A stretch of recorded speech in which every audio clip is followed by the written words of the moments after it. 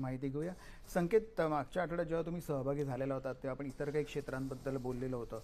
ऊर्जा क्षेत्र म्हणजे पॉवर सेक्टर असं म्हणतात की हा एक हायलाईट असणार आहे काही दिवसांनी, म्हणजे एक सनराईज सेक्टर असणार आहे.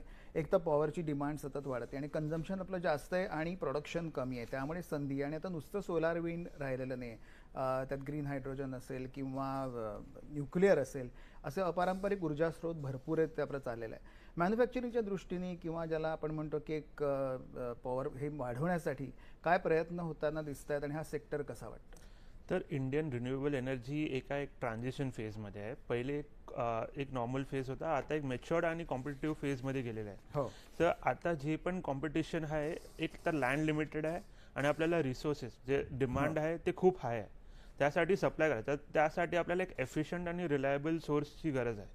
त्यामुळे तुम्ही दोन गोष्टी बघू शकता या सेक्टरमध्ये. एक तर म्हणजे एक टेक्नॉलॉजिकल शिफ्ट, जे लोक पॉवर सेक्टर बोलल्यावरती तुम्ही एका सोलार सेलबद्दलची गोष्ट होती, ती टेक्नॉलॉजिकल शिफ्ट बघू शकतात. आता एक टॉपकॉन म्हणून एक टेक्नॉलॉजी आली आहे, ती खूप रिलायंट आहे, एफिशियंट आहे आणि त्या एक छोट्याशा लँडमध्ये ती खूप पॉवर लॉस कमी करेल. या गोष्टी येतात. आणि दुसरी म्हणजे तर जेव्हा आपण सोलार सेलच्या बद्दल बोलतो तेव्हा एक गोष्टी बोलतो ते की जे सोलारच्या पॉलिसीज आहेत ते गव्हर्नमेंट इम्प्लिमेंट करतात. बरोबर आहे. तर खूप सारे जे सेल्स येतात ते चायनावरून इम्पोर्ट होतात.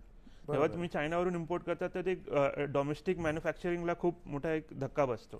तर एक गव्हर्नमेंटची पॉलिसी आली आहे, ALMM म्हणून एक लिस्ट आली आहे. बरोबर. त्या लिस्ट प्रमाणे गव्हर्नमेंट डोमेस्टिकचे जेवढे पण कंपनीज आहेत त्या लिस्टमध्ये येतात आणि त्या कंपनीजला या प्रोजेक्टमध्ये बिड करायला भेटतं. तर तुम्ही अर्थात या तीन गोष्टी आहेत या सेक्टरमध्ये. एक तर तुमचं मॅच्युअर स्टेजमध्ये गेलेलं आहे, सेकंड म्हणजे तर तुमचं टेक्नॉलॉजिकल शिफ्ट आणि एक डोमेस्टिक मॅन्युफॅक्चरिंग. या तीन गोष्टी या सेक्टरमध्ये तुम्ही बघू शकता. बरोबर आहे. आणि